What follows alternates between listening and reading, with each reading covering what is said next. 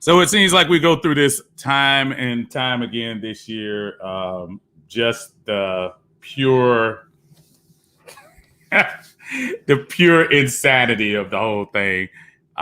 Falcons find a way to lose again.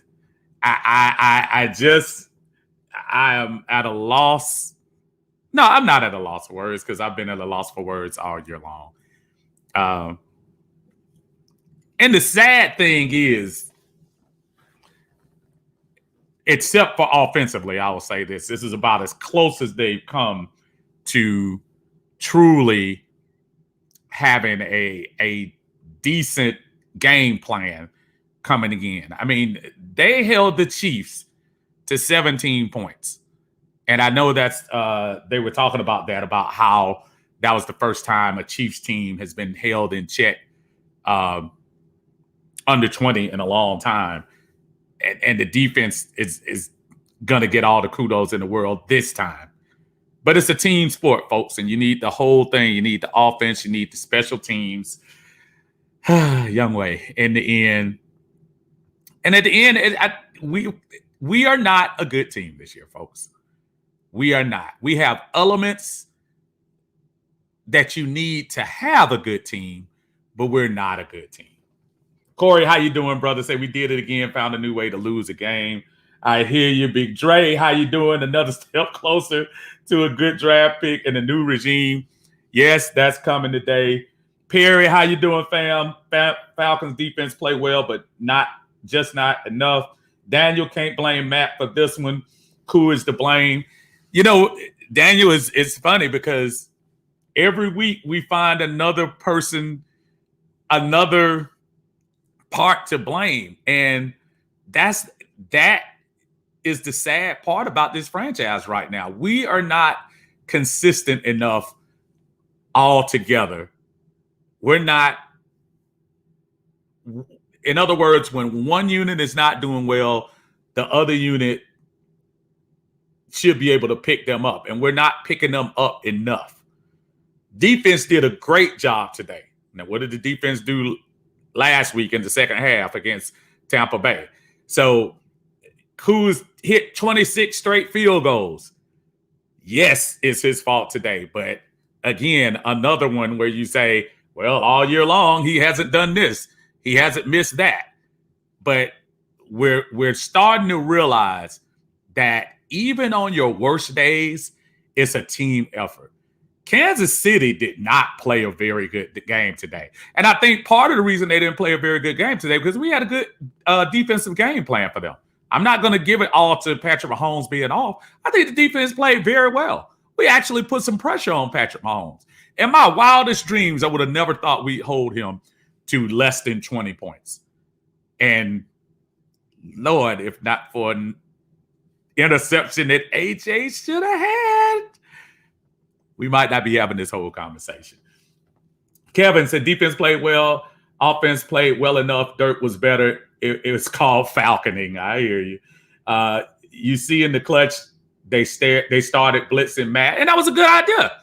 And defenses realized that Matt's not going anywhere. Defenses realized that Matt is going to stay in that pocket until it breaks down, or somebody is either pulling his arm or hitting him in the chest, knocking him down. Matt cannot move around consistently in that pocket to extend plays. Even Patrick Mahomes today, I give our defense a lot of credit. As much as we made Patrick move around today, he was still not on his game. Give a lot of that to the defense. One major defensive lapse, which turned out to be the touchdown to win the game.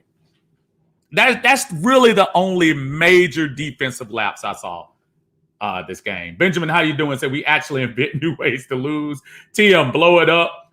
JJ and Matt Ryan. Well, Tim, we halfway to blowing it up. We got rid of the leaders. Again, as much as I keep hearing everybody talk about JJ and Matt, it's not that easy, folks. If y'all want to sit around for 2 years with all free agents, not just regular free agents, all fifth day unrestricted free agent pickups and all rookies on your team, that's fine. But I'm telling y'all, I'm not here to try to brag on it, but Matt and Julio aren't going anywhere, y'all. Barring somebody making some deal we can't refuse, they aren't going anywhere. Nobody's going to take a quarterback at 37, which Matt will be next year, and take them on a team unless they have the offensive line that can provide protection for them. And Phillip Rivers is learning that this year. Phillip Rivers had just as bad of a year as Matt did last year, but could not be protected in Los Angeles, went to Indianapolis, and now he has his team on the verge of winning the AFC South. Daniel says, Matt balled. Yes, Matt only missed a couple of passes. I see what the stats say. But there's so many things that the stats don't say, Daniel. The stats don't tell us about those moments that he could have extended the play.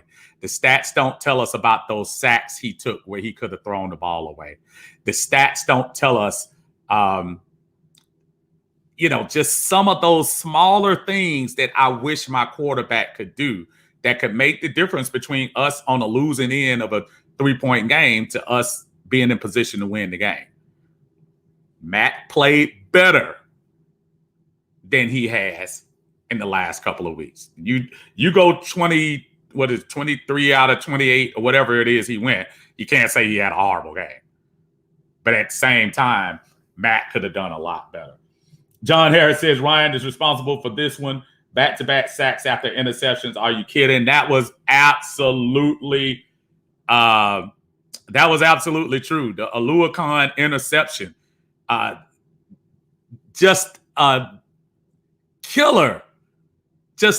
killer play momentum-wise. And Jay is right. That sequence alone, if you score 3, you zap a little bit from that Kansas City defense, but you weren't able to put anything on the board after that play, after that drive-changing interception. You couldn't put anything up play. That's horrible. Sean, how you doing? Sean says, I can't watch anymore. I know, Sean, we keep putting ourselves through this misery the whole time. Perry said you could do it one more time. Was Ridley double dog game because Matt never got focused on him like he did Julio? It's kind of interesting. For all of the woes I keep hearing about the offensive line, sans Matt Hennessy, got to get Matt on Matt Hennessy, got to get him on board on not holding in critical situations. The offensive line didn't do a horrific job today. Again, we're critical of Matt with the patting of the ball and the holding. And maybe that's a Dirk Cutter thing where Dirk Cutter is calling these plays that just take too long to develop. Because we had a couple of times where Calvin's dead in the middle of the field, Hayden Hurst in the middle of the field. And I'm looking at Matt, and Matt is just seems like he's waiting that extra 3 seconds that you don't have. Matter of fact, you'd have it if you had a little athleticism. It could step up in the pocket when the linemen are coming straight past you. But we don't have that quarterback right now. And so we can't complain about what we don't have at this moment. And it's not in Ben Kirk, for those of you ready to jump on that bandwagon.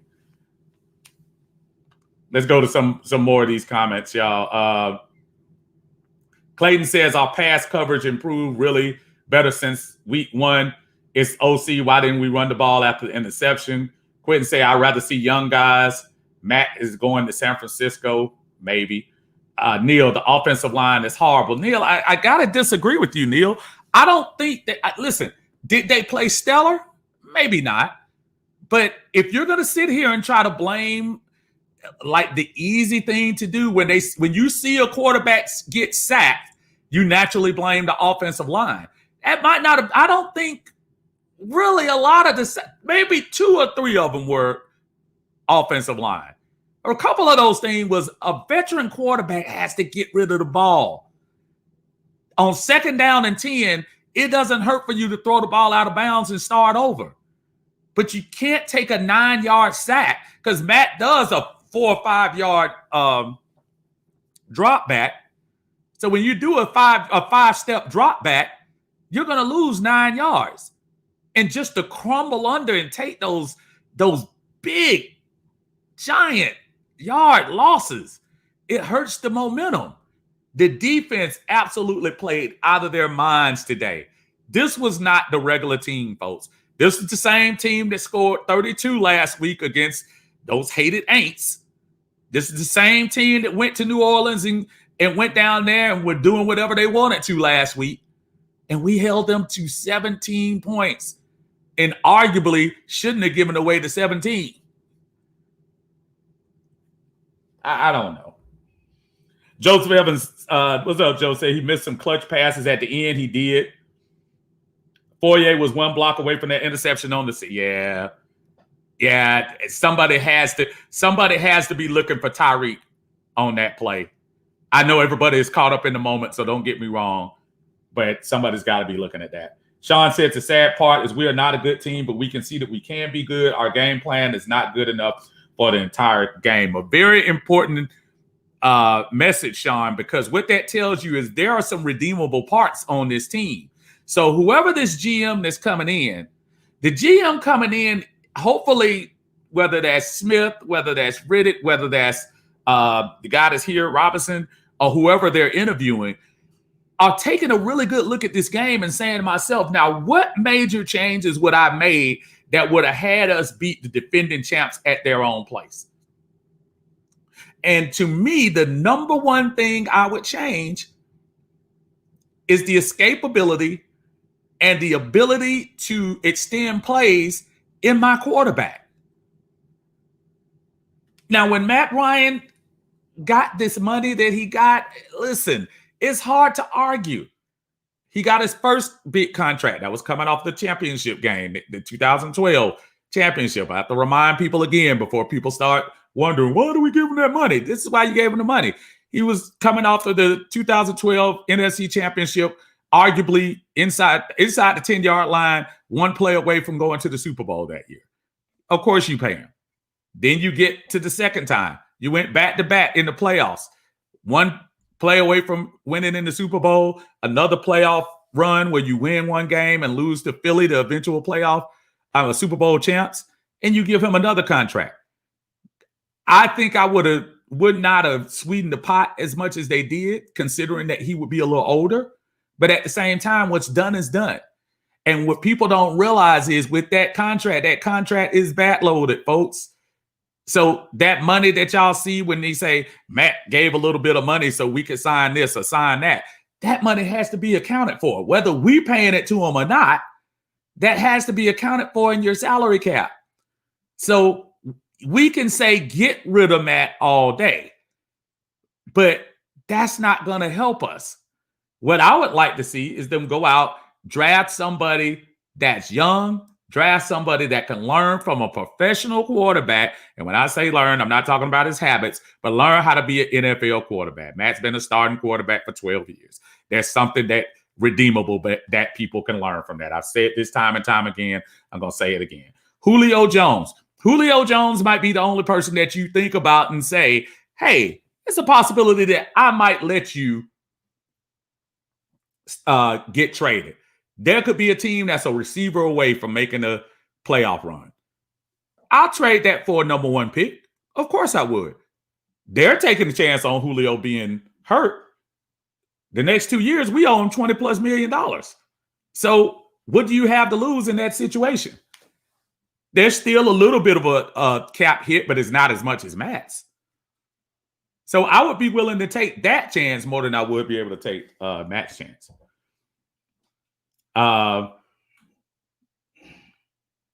Let's see. Tim says, like stepping up in the pot. Yeah.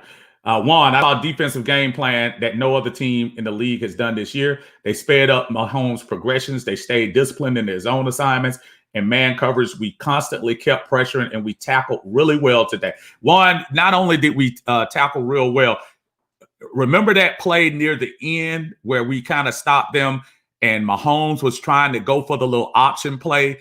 Staying disciplined to your lanes. You said it perfectly. where he was just about where he ended up doing the option play, but we stayed with it. We didn't fall for the okie doke.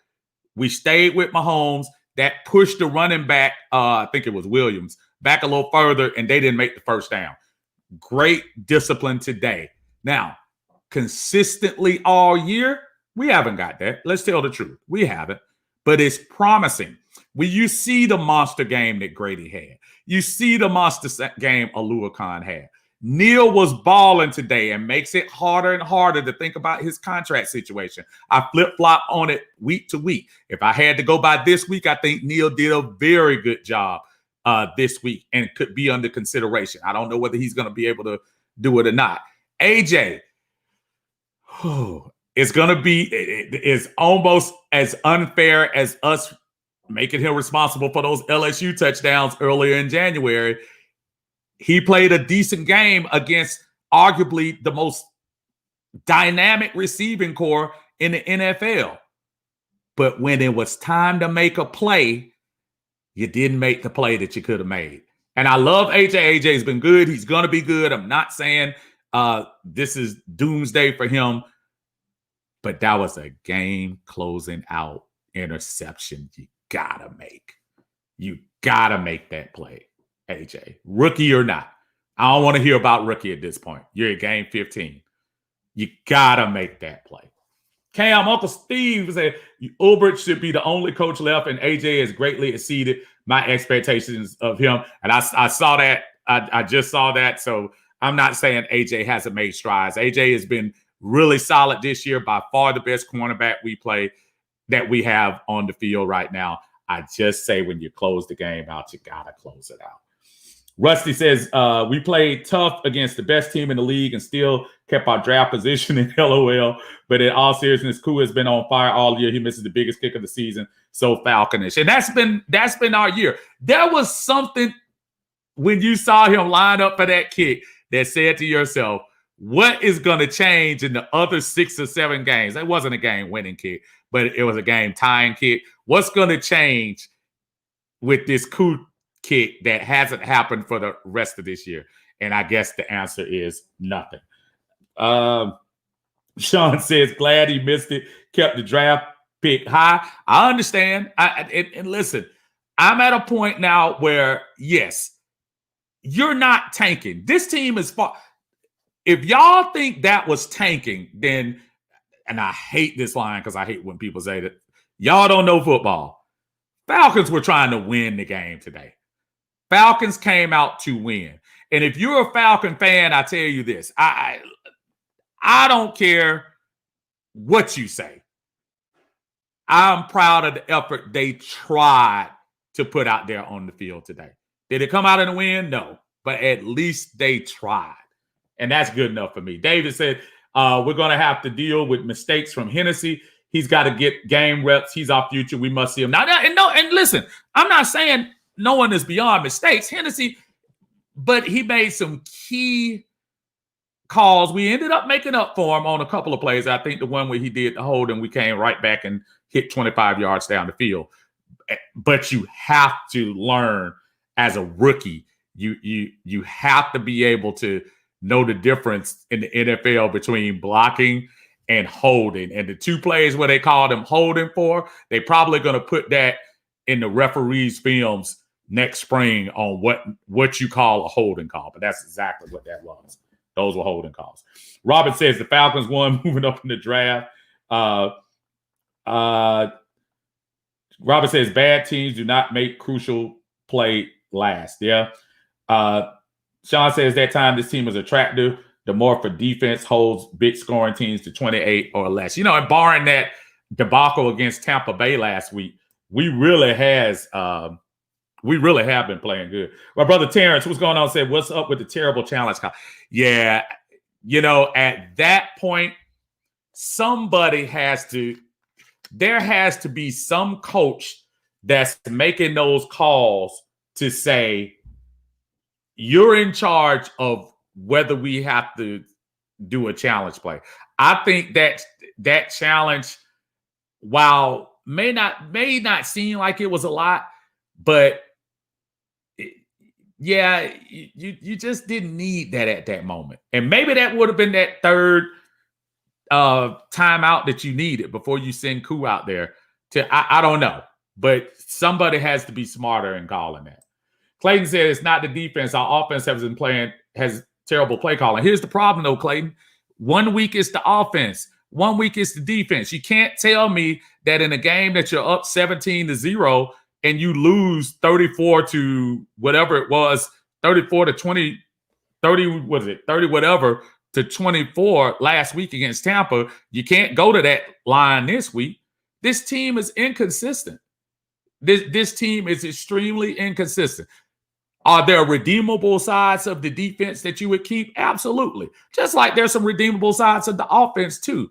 But the team play, learning how to put it all together, that's what you need to win. So when we go to talk about it's not the defense this week. Last week, it was the defense.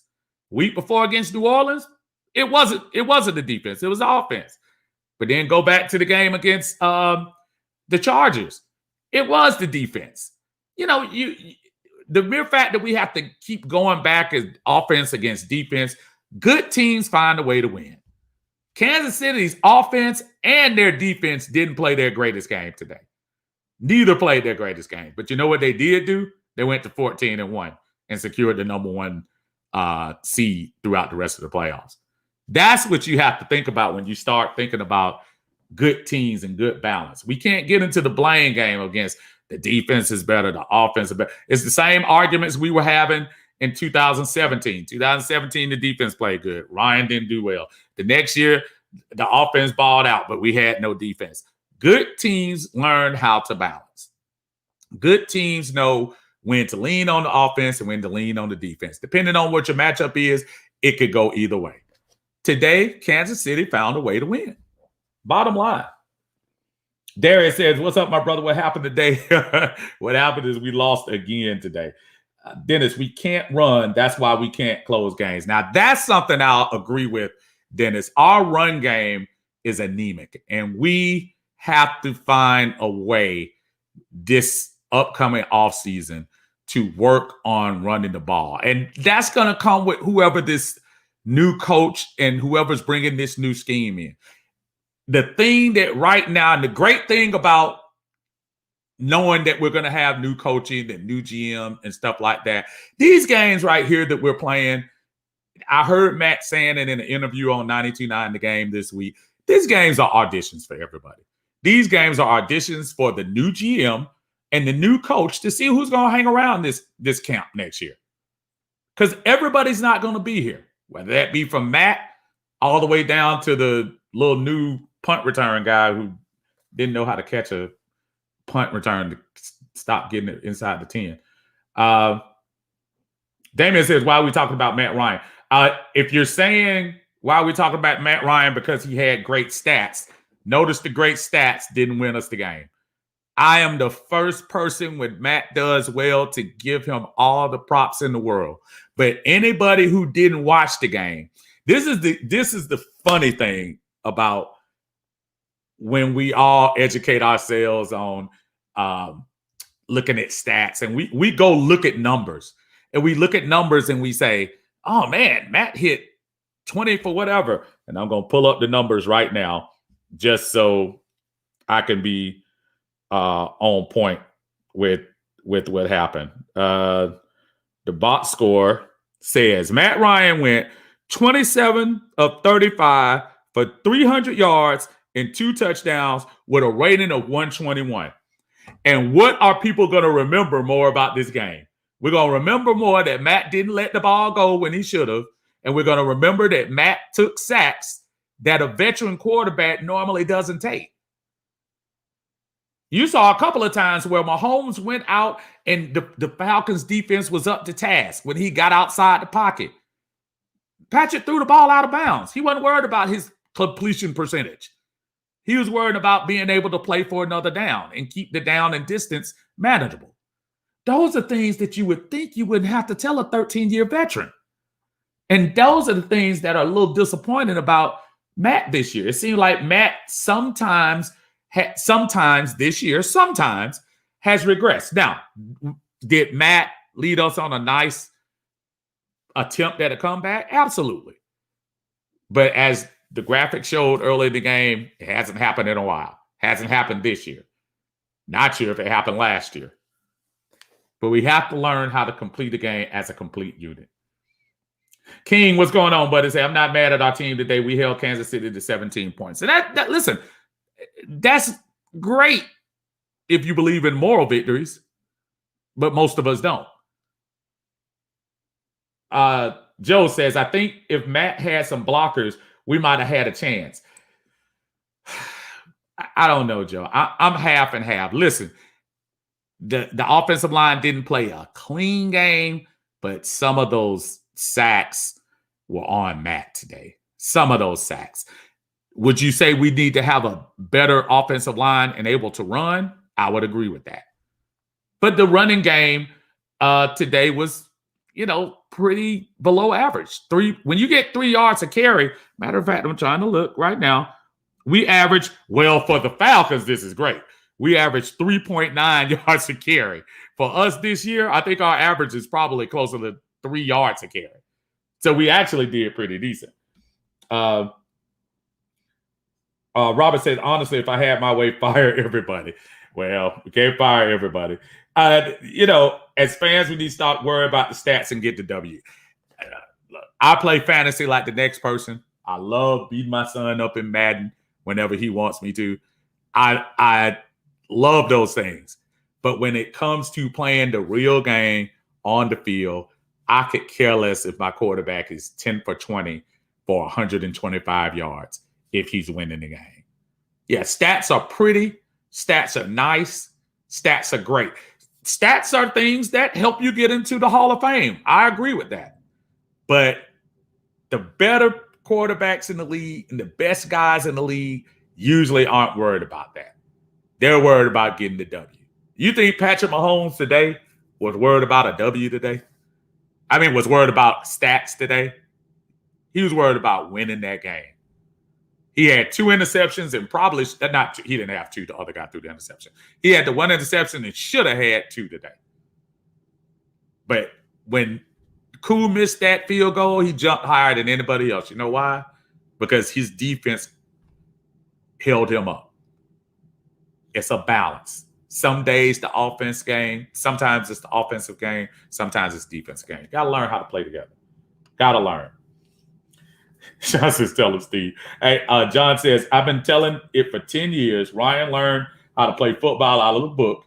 We know better than this playing football in the street. Here's my thing, Jay. And it's hard because you're so anti Matt Ryan that it's hard to be hard for you to be objective. But here's what I will say. At the era that we drafted Matt Ryan was very much the prototypical quarterback needed in the systems that we were doing in the late 2000s. By the time we got to the late 2010s up to now, that has evolved. And unfortunately, we paid a quarterback with a 2008 set to do 2020 things.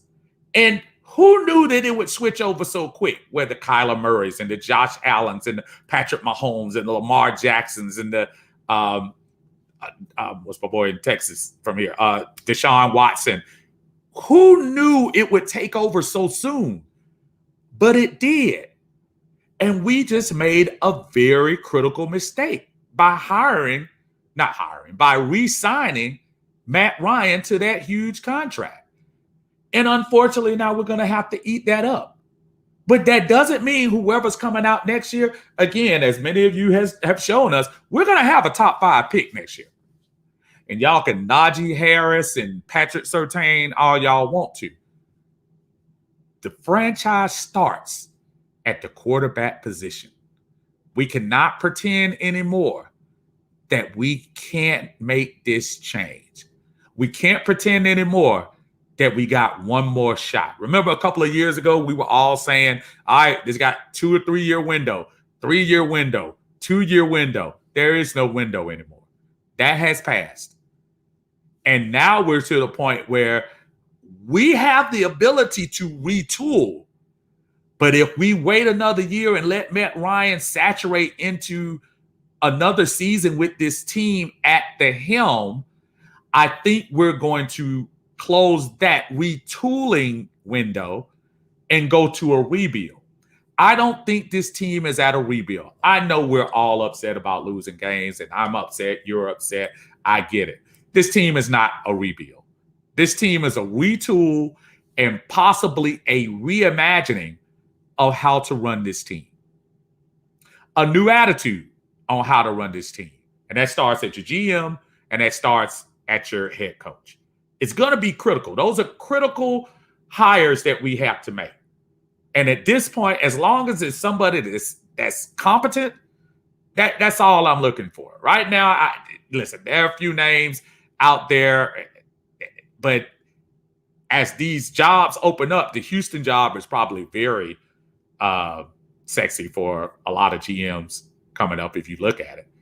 But because you got a young quarterback in Deshaun Watson who's still balling despite his team losing this year. Still has some redeemable parts on the defense, including J.J. Watt, who is, going into the sunset, but still producing some pressure. You have some parts that you can use. That's probably the most attractive job in the game. So as long as we bring somebody in here with a good plan on what to do for our future, I'm game. It doesn't have to be, this big tear everything down and build all the way up. Doesn't have to be that. The right person can come in here and switch a couple of things up.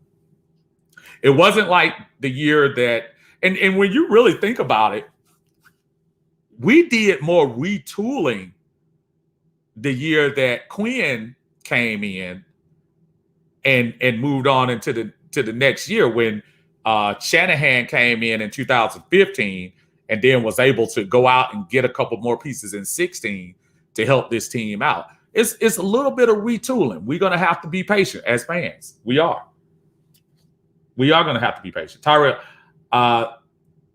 no, it's always been play calling. Today was our first time to stretch the time to 5 minutes on a drive.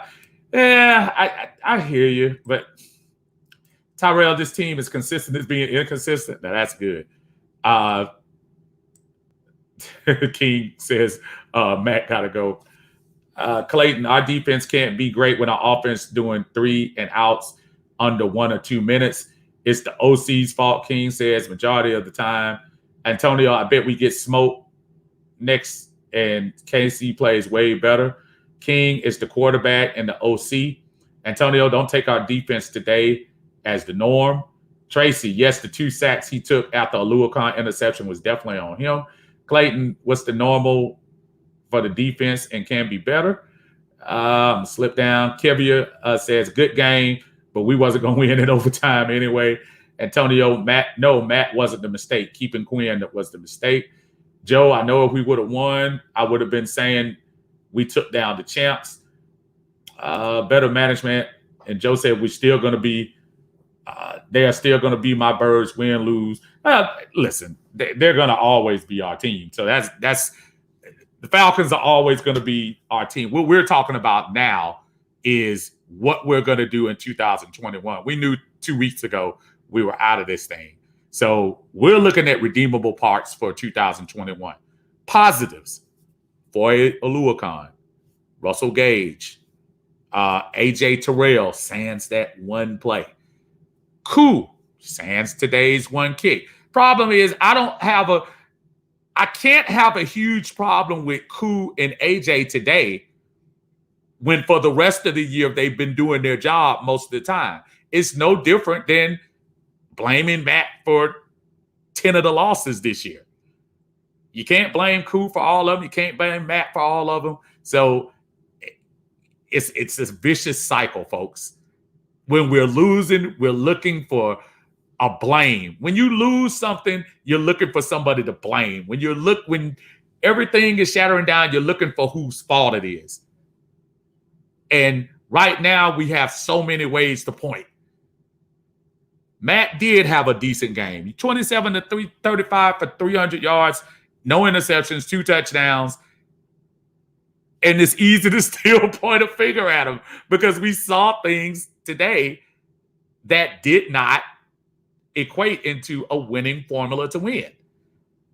That should be the number of a winning quarterback. What did Mahomes do today? Mahomes today was 24 or 44, 278 yards, 2 touchdowns, 1 interception.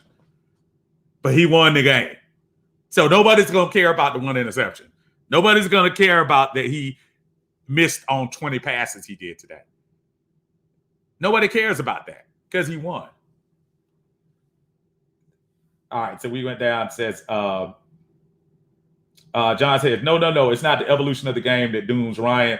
It's just doing the supposedly natural things that a quarterback is supposed to do, know how to do. Did Brady become a running quarterback suddenly? No, he didn't. He used his instinct to win games. Something that Ryan has never displayed. That's not true. Ryan displayed that the year we went to the Super Bowl. Go back and look at the film, and I want you to apologize to this whole forum later on. I can think of many a plays that he used his feet to do that back in 2016. That has nothing to do with today's loss. I'm just saying, but don't say never. That's not true. That's the haterade in you against Ryan. I'm not trying to sell y'all a bag of goods on saying Matt Ryan is our future. But I am saying it's easy for everybody to go back and nitpick about his whole career. He's never stop it. And not to be and not to turn back and go against my own words. But yeah, the brother threw for 4,000 yards in 9 years. You can't suck when you do that. Yeah, and let's keep it real, folks. Let's keep it real. Before these last 3 years where you're 7-9, and whatever this is going to end up being, which is looking like 4-12. Before that, Matt had about 3 seasons where you can go back and say, ugh, before 2018. Or you can say, yikes. So stop with all the, what Matt never did. That's not true. So stop that. So when folks get in their feelings about the whole Matt Ryan package, stop it. Is it time for him to leave? Absolutely not. Is it time for him not to be the starting quarterback of the Atlanta Falcons? Absolutely. But please don't sit here and try to put a damper on the whole thing about Matt being just the most horrible person and never able to make quarterback. That's some of y'all that's still stuck on Mike Vick and still think that they did him wrong in this franchise. Stop all that crap and come into the 2020s. That's all over with. There's nothing wrong, folks. We need to change the quarterback. There's nothing wrong with that. And we need to look at it as if we're not hating on Matt and what he's done over the years. We're saying that it's time to move on. Even in going 20, what was it? 27 for 35 today, which is nice. And I'm glad you did it. But that still doesn't mean some of those plays, I didn't need the accuracy. I just needed you to step up in the pocket and get the first down. I just needed you to step up and throw the ball and extend the play and give your receivers a chance to make a play. So when I hear the drama about just stop. That gets old after a while. It really does. Travis said, "What's up, Travis? How you doing?" Said, "We need a quarterback. Defense did enough to win, but not clutch when it counts. Not for settling for a field goal." Because Travis, honestly, we probably should have won that game. We really should have won that game. At first, I was saying to myself, and tell the truth, how many of y'all were standing out there waiting for Mahomes to put his foot on the pedal and score like 21 straight points? I was waiting for the moment. I said, it's 7-7. They're about to score 14 straight points. And they never did. Give credit to whoever is coaching this defense. Give them credit. They held the reigning Super Bowl champs. They lost one game this year, and they were dang near close to losing number 2. No, we don't do moral victories around here. But I will say this. There's something about this defense and something about whoever's calling this defense that needs to be looked at. Now, if that's Ulbrich, I'm willing to give him a shot to say, hey, I might need you to stay in place and throw a little extra money at him. Because whatever he's doing on defense this year, or let me change that. Whatever he's doing on defense ever since Dan Quinn left is working. They are making tackles. They are, again, the only blown total play that I saw was the touchdown play, the last one to win the game. Okay? Sheffield was definitely out of place on that, and I know he looked off the safety on that play, but Sheffield was still way too far behind him. But aside of that, we truly need to think about that. Tracy says, let me see what Tracy says. Tracy says, look, don't want to admit, Super Bowl or not, Matt Ryan is the best quarterback we have had overall in our entire franchise history. That's a fact. That's a fact. And really, before Matt Ryan here, we did more losing than anything else in this world. Unfortunately, the last 3 years, people have short memories, which sometimes you do, and especially in sports. The last 3 years have just been so bad that it's just hard to overlook that we need some freshness here. We need something fresh. And Matt Ryan is the only thing left in the clubhouse right now, in the locker room right now, that was here from the beginning of the 2008 Thomas Dimitroff era. He's the only one. So when Matt goes, it's almost a freshening, a cleansing of that whole era and a start of a new. Now, again, salary cap ramifications, and I know y'all tired of hearing this because some of y'all just want to be able to erase the money and tear it up. And guess what? Because of COVID this year, salary cap's going to go down. It's not like the last few years where it goes up 10 million, goes up 12 million, and you got more space. No, it's going to shrink. We are not going to be able to get rid of Matt Ryan. So Matt Ryan will probably be here. But that doesn't mean, just like Green Bay did last year, that you take a first-round pick on somebody that's going to be the future of your franchise. Somebody that you say, if Matt Ryan starts game 1 of 2020 and sucks, I can go to my bench and see my future a little earlier than I thought I would. Or I could do like Miami and say, we'll start Fitzpatrick the first couple of games, and even if he does have a winning record, if my young future quarterback is ready to start, I'm going to throw him in there. Why can't we do that in our franchise? We have no excuse right now. The old puppeteer, Dimitroff, is not here anymore. We're bringing in new blood. And whoever is new coming in here, I'm pretty sure the first thing he's going to say is, I need the autonomy to be able to make those decisions for the future of this franchise. If y'all going to sit here and tell me I have to start Matt Ryan, then I'm not going to take your job. I need to be able to say, if there is a deal, if there is a situation, if there is a way that I know I can move him, bring in a coach that's going to be able to coach up my future quarterback, Trey Lance, whoever it may be, and coach him up to be a viable NFL quarterback, I'm going to do that. There's no reason for us to latch on to the past right now. That does not mean that you damage Matt's history here. Matt has taken us closer to play as much as the last 3 years, and especially this year, are putrid, horrible, disgraceful, embarrassing. Matt Ryan is still the winningest quarterback in this franchise. And Matt Ryan has been to the playoffs more than anybody in this, any quarterback in this franchise history. He's won more playoff games than anybody in this franchise history. I know it's only 4. But still, it's time for a change. And there's nothing wrong with that, y'all. Nothing wrong with that. Let's see. Same thing to say about, let's see. It said, Thomas, how much did all of that stepping up in the pocket and running help Mahomes today? Well, you know what? Here's the thing, though, Thomas. Sometimes it works and sometimes it doesn't.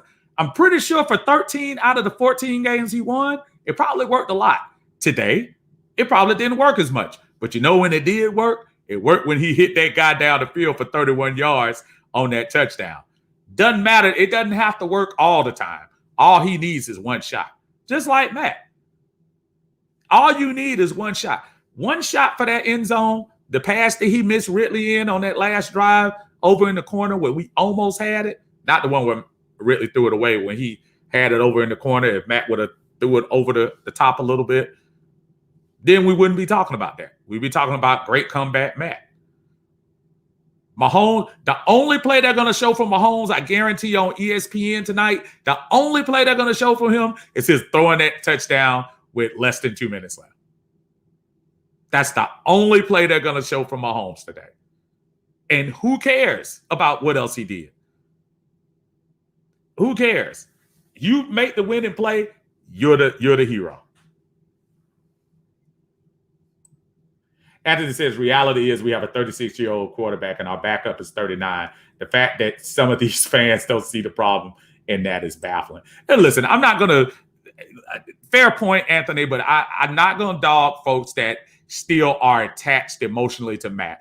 Look, every other week I turn on Game Pass, as I told y'all before, and I look at that Green Bay game, I look at that Seattle game in 2016, and I just remember the feeling I had, and even in the first half against New England, I remember the feeling I had and the good feel good that you have about your team during that time. There's no joke about that. That's when you're winning, that's the euphoric feeling that you get about your team. Right now, we haven't had that. When you're 4-11, the euphoria is not there. You start thinking about sucks, stinks, old, decrepit. Because it's funny how Matt looks old and weary at 36, and Tom Brady is scoring 40 points against Detroit in the first half. I think it was 34, actually. In the first half the other day against Detroit, and we're talking about how fresh he looks. So age is one thing, but it might just come down to, you know what? It might be over. Then it says whoever is calling does a good job of hiding Oliver. Yeah, they did. Marcus says we need a touchdown in that final drive. We didn't want to see Mahomes in overtime. Who knows? Who knows? Don't know. Don't need to know. Gregory says defense played a hell of a game. People failing to realize we held the number one offense to 17 points. Let's be real. And that's great, Gregory. That's awesome. We held them to 17 points, but they won. And at the end of the day, that's the stat that matters the most. Not a soul is going to care. Not a soul is going to care about them scoring only 17 points because they won the game. They won the game. John Harris, even in 2006, he was a robot, and you saw the deterioration after Shanahan left. That's John Harris. And again, John comes from a perspective of hating on Matt. Here's the problem with here's the flaw in part of his speech. In 2006, even though he was robotic, he was the MVP that year. In 2007, he had a really down year. That was the year the defense kind of carried us in. Then 2008, he followed that up by carrying the team with 30-something touchdowns and 7 interceptions that year. And I think he was a Pro Bowl quarterback, even on a 7-9 team, if I'm not mistaken. Could be wrong on that. But anyway, look, I'm not going to argue his career. His career is already there. These last few years, unfortunately, when you have bad ending to your career, it's going to make everything else skewed. And that's what Matt's going through right now. Martavius, McKay might be a problem. Here's the thing. You know, and I've been hearing this thing about Rich McKay, and here's my only deal about Rich McKay. Rich McKay hasn't even really had anything to do with the team. He's been on the Atlanta United thing even before they went to the Super Bowl. So I'm wondering what the problem is with people talking about Rich McKay. Rich McKay doesn't even. This is the first year they brought him back into football operations since I think 2015. It might have been 2014 or 15. Rich McKay hasn't even been around. So how is he a problem? I don't know where people get that from. Maybe that's somebody who I don't know. Maybe just had it in for Rich McKay, but that's such a fallacy because he doesn't even make football decisions. He was worried about trying to get the Mercedes-Benz project up. That was strictly what he was doing. I don't get that. I don't get that part. Terrence said if Matt had won the Super Bowl, these guys would still hate on him. Here's the problem, though, that with T-Mac. If he had won a Super Bowl, there would be less talk. Because once you get the chip, it's hard for people to damage your character, damage your career. But he doesn't have one. So it's easy. It's real easy. Ricky, what's going on, brother? How you feeling, bro? It said, I'm happy with the outcome. They played 17 points. We didn't want any parts of overtime. Matt played well, and he did.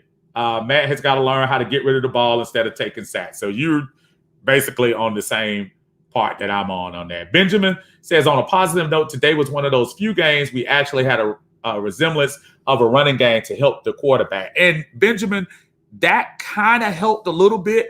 I was facetiously talking about the 3.9 average, but that's probably the best we've run this year. And to your point, starting a drive 2nd and 6, 3rd and 2 is better than 3rd and 9, 3rd and 13 when you're taking those sacks, 3rd and 14. It just opens up the playbook and your options so much more. And people jump to, we close ourselves in when we have those 3rd and longs. So you're absolutely right. The running game gave us a definite advantage. Let's see. Jonathan says, if we draft a quarterback, do you trust OSU quarterback or do you take Lance? Well, one, we're not going to be able to get either one of those guys because we only have one game left. Jacksonville, if the trend kept going, probably lost to Chicago. So Jacksonville and the Jets are going to be the two teams that pick those quarterbacks. If I had a chance to get one of the two, I'd probably stick with Lance. Lawrence, that's who I meant. I would stick with Lawrence between those two. I'm stuck on Lance because that's my dark horse. And if I knew it was a way we could sneak around and wait till the second round, but I don't think he's going to last that long. But the good thing is, if you look at the teams that are picking in the top 5, aside of the first 2 teams, there are really not a lot of folks that need quarterbacks. They already have their quarterbacks in play. So I don't know. JD said, I told you about our running game. Listen, look, when we took a gamble on Gurley, I liked the move. You know why I liked the move the most? Because it was only 1 year. It was a 1 year. It was a 1 year contract. He's obviously gone after this year, physically being demoted to not the lead back this year. I mean, the last 2 games. You didn't really gamble a whole lot. Your hope was if he gives you a little bit, you're okay. If he doesn't give you a little bit, you can let him go next year. So I'm not really that worried about that. Corey says the Jets may keep Sam Darnold. It's going to be interesting to see. If they keep Darnold, that would be Yeah, that would be kind of crazy if they did. If they keep Darnold, then I think you would still. I don't know. I like Justin Fields. I do, and the coming home story would be just awesome. But I think if I had a choice between the two, I think I would take Lawrence right now. Just me. But I think Justin Field is all right. I think he's okay. Uh, new Jets. New Jets do not. And remember, the Jets are going to have a new coach next year, too. So somebody else might have a different opinion about Sam Darnold. Leonard says, what's up, Steve? It would be nice if they could get Trey and Najee. Now, Najee Harris, unfortunately, yeah, he's going to be gone. I don't think you use a first round pick on a running back. He does seem to be game changing, but I don't think you do it this high. I think with a pick this high, I think you're either going to have to do quarterback or a marquee defensive player. You're going to have to do a marquee defensive end, and I'm trying to think what the guy's name is. He's in the Pac-10. I'm gonna get his name, the edge rusher in the Pac-10 that everybody's been talking about, and Patrick Surtain from Alabama, which sounds like the cornerback that everybody is referring to that might end up being pretty good. But listen, this is a new GM. He's going to bring on his old coach. I think you have to make franchise-changing moves. And when you're making franchise-changing moves, the first position that comes to mind is quarterback. And I think that's what you have to do. John Harris says, McKay is a problem because he is not doing anything, but he's still the president of the football team. What sense does that make to help build the stadium and not help build the football team itself? Hey, man, look, Arthur the boss, if he called him and told him that's what he wanted him to do, who are you going to argue with if you're making $10+ million a year? If that's what he told him to concentrate on, I'm not mad at Rich. Brother Llanos, how you doing, brother? Matt is not the problem. It's that O-line. Yep, Matt needs to get rid of the ball. Today is the first time since Jesse Tocco days that the defense showed up to play. If defense plays like that on a regular, we'd have a winning team. I argue about that. Yeah, Jesse Tocco had some okay defenses back then. Our defense in 2017 was no slouch. And really, the defense carried us the year after the Super Bowl more than the offense did. And you can argue, too, the last 8 games of our Super Bowl campaign, the defense was balling out. But I do see what you're saying. I see the progress that we were making. This game was really good. You did not play us. Listen, Kansas City had all their horses aside of the LSU running back, Hilaire. They had all of their horses today. They had Tyreek. They had Kelsey. They had Mahomes. They had Watkins. They had everybody, Hartman. Everybody was there. Le'Veon Bell. And they held them to 17 points. Look, again, that deserves big praise for what you did. But again, in the moral victory part, the Falcons probably have 7 this year. But the moral victories don't count. You have to do it on the field. Only Parsons and Surtain or Rosé are the best defenders to come in. Matt says, I'm sorry, Ricky says, Matt isn't going anywhere at least for a year. Look for Fields or the BYU or Alabama quarterback. Not to mention, we can probably get Etnan in the second round. Julio and Matt will be here for another year, so folks can get off that. Keep Ulbrich for the DC and get a tried and proven head coach. I'm not sold on Eric Bieniemy for head coach, not proven. Still calling Andy Reid's playbook. We need someone that had their own system and not another person's system. And remember, y'all, hey, Michael, how you doing, brother? He says KC did take us seriously, and we still won. Great game, but at least we kept our draft pick in good standing. Absolutely. The one thing I want to go back to what Ricky says, for all of the Eric Bieniemy fans, let me ask y'all a question. How was his play calling today? And I'm not trying to say one sample game makes a whole year and makes his whole resume and does all that. But you played a 4-10 team, a team that gave up 30 plus points in the third quarter last week against Tampa Bay.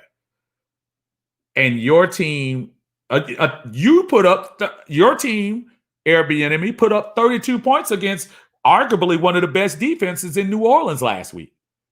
But against a 4-10 team, you couldn't put up 17 points, and you're lucky to get to 17.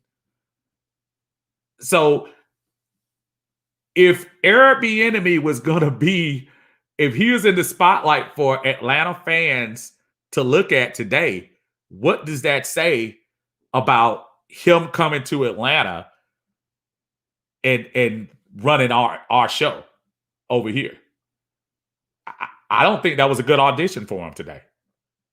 Now, if Patrick Mahomes would have come out and they changed the look, aside of the 4-man turnaround play that got them the interception, I mean, what other play call were they doing that was unique and made a big difference?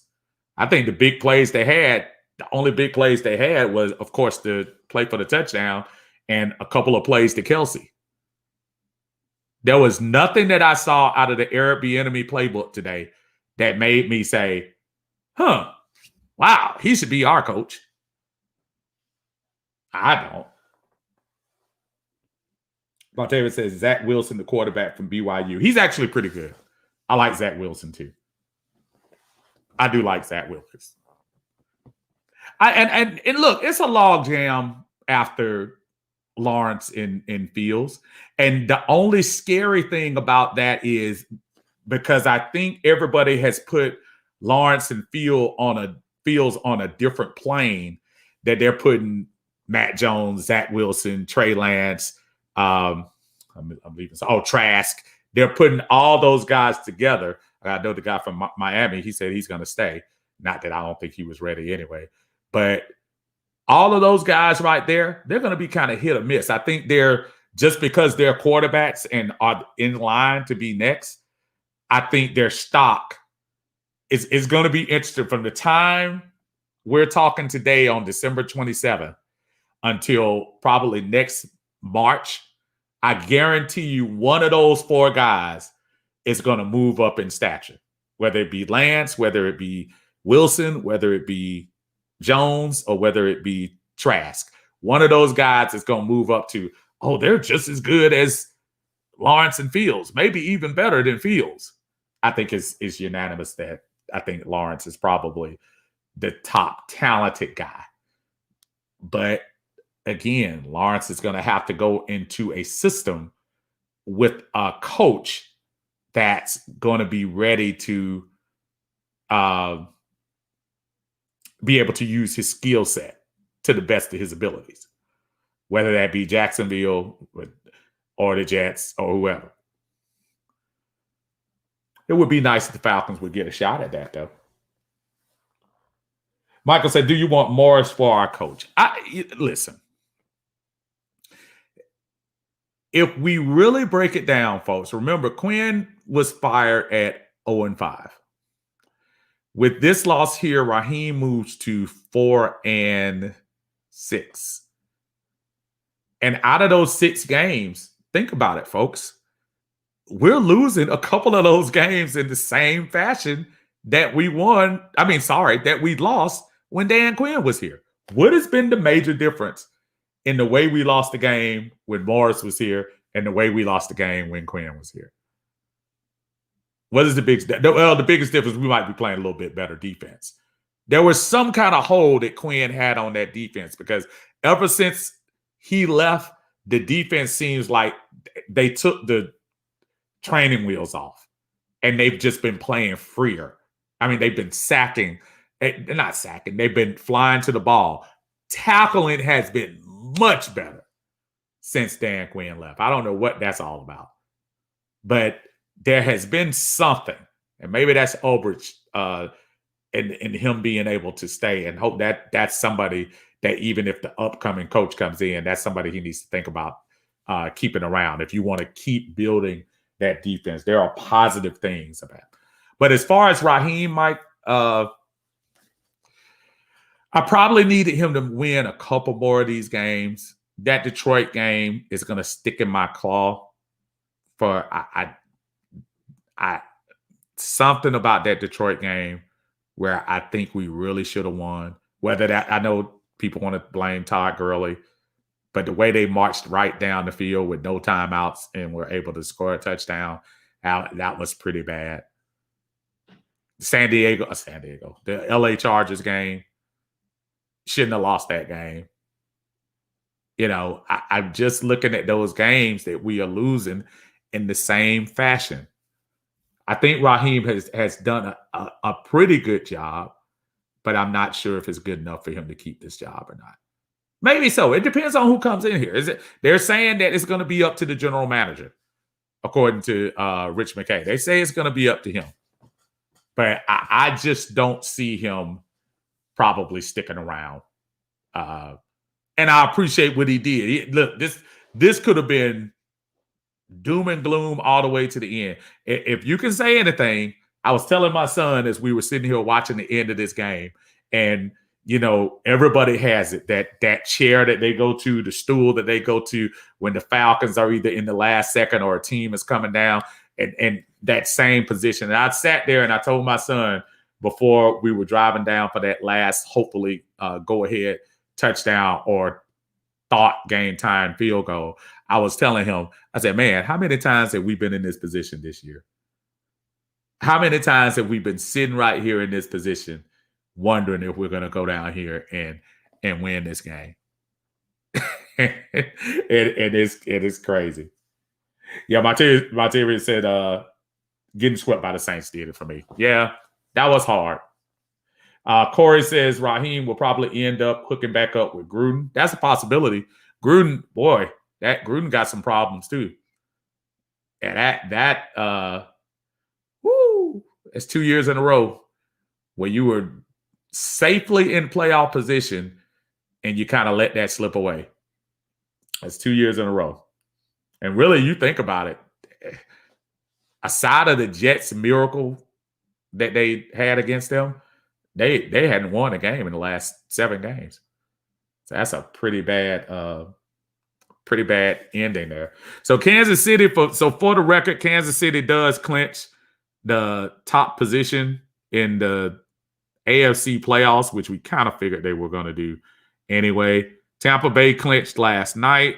They're in. I think the only thing is left is Chicago and Arizona. Chicago wins next week. Chicago is in. Arizona will be out. Horrible loss for Arizona yesterday, as they had a chance to control their own destiny. They're probably out. Green Bay, that's a tough game Green Bay has tonight against the Titans. That'll be the difference between them being the number 1 seed or not. I think they have a head-to-head against New Orleans anyway, but I think if they win today, they clinch at least number 1 or number 2. Because I think Seattle, I'm not sure what I think Green Bay beat Seattle this year. I'm not sure. I got to go back and check that. Gruden on the hot seat. He should be on the hot seat, Cam, without a doubt. Like I said, I told my wife Koo is the highlight of our season, and I jinxed him. Look, for everybody, I hope nobody gets down on Koo, but dude, he hit 27, it's a 27 straight field goals. Yeah, that's not very easy to do. Yeah, the clutch ones are what we remember, but that's not easy to do. Hopefully he'll get over it and come back next week. Hey, he's still a Pro Bowl kicker, so you got to give him credit on that.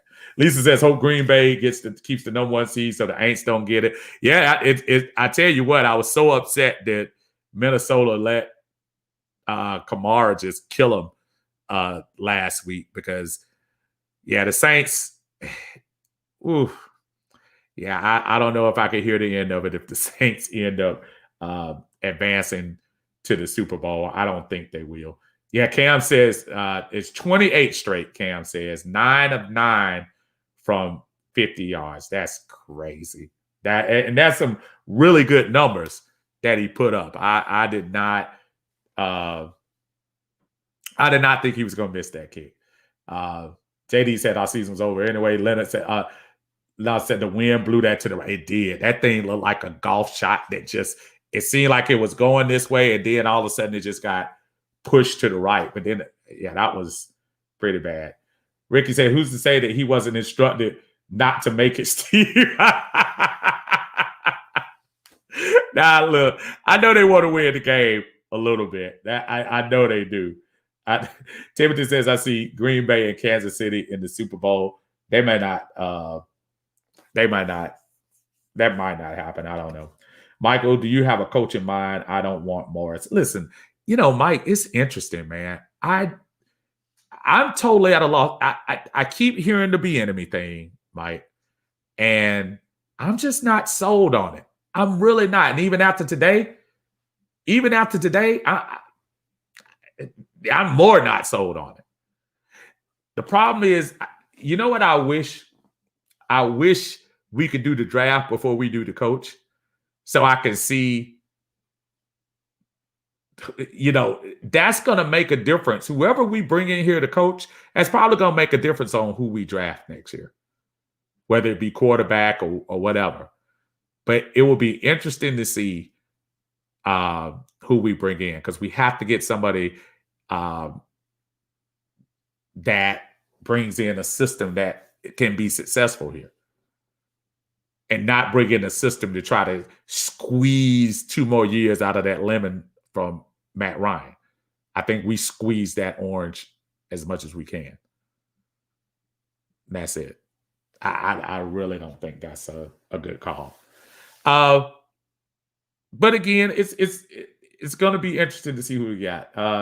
JD says Indianapolis Colts, Buffalo Bills, Tennessee Titans are dangerous teams in the AFC. Look, the AFC sans right now in playoffs, sans Cleveland. Miami's defense is nice. I still think they're not as consistent. I like Tua, but he's not even close to there yet. Miami's defense is no joke. But Indy, with the emergence of Jonathan Taylor, Pittsburgh has just fallen off to me. Tennessee, as long as Henry is upright, and Buffalo, who has been my dark horse all year, because I think I just love the way they play ball. Yeah, Kansas City is the favorite, but if any of those teams made a mistake and beat them, they could have beat that team that played today, either one of those teams. So maybe people might be watching that blueprint. If you're Indianapolis and you're in Buffalo and Tennessee, and you came back in the locker room and you come back and look and say, Atlanta, what? 17-14, pull up the tape. And let me see what Atlanta did. Or giving Ulbrich a call and say, hey, bro, how did you do that? How did you hold him down? With some, less than stellar talent. Even though Grady, man. Let me tell you something, man. Boy, Luakon is a great player this year. But Grady Jarrett, man. Grady Jarrett. And that's why I wore his jersey for this, man. Grady Jarrett is on some different stuff. I can't have enough words to say from the time that cat hit this franchise, how much and since he signed his contract, that dude his motor don't stop. His motor doesn't stop. And maybe that was the difference why Mahomes couldn't do anything. Because it always seemed like 97 was in his face today. Grady Jarrett is a beast. And I give him full credit. I think he's somebody that you can build a defense around. He just needs some help. He needs Marlon Davidson to hopefully get his game together and hopefully join him. That I can't say enough about how much of a baller that Grady Jarrett is. And if he was on a winning team, a consistently winning team, he would be profiled a lot more in the NFL. But right now, he's on a 4-10 team, a 4-11 team, I should say, and a team that hasn't been a winning team in the last 3 years. So he's not going to get his shine. He's not going to get the Aaron Donald shine. But that dude is balling. Absolutely.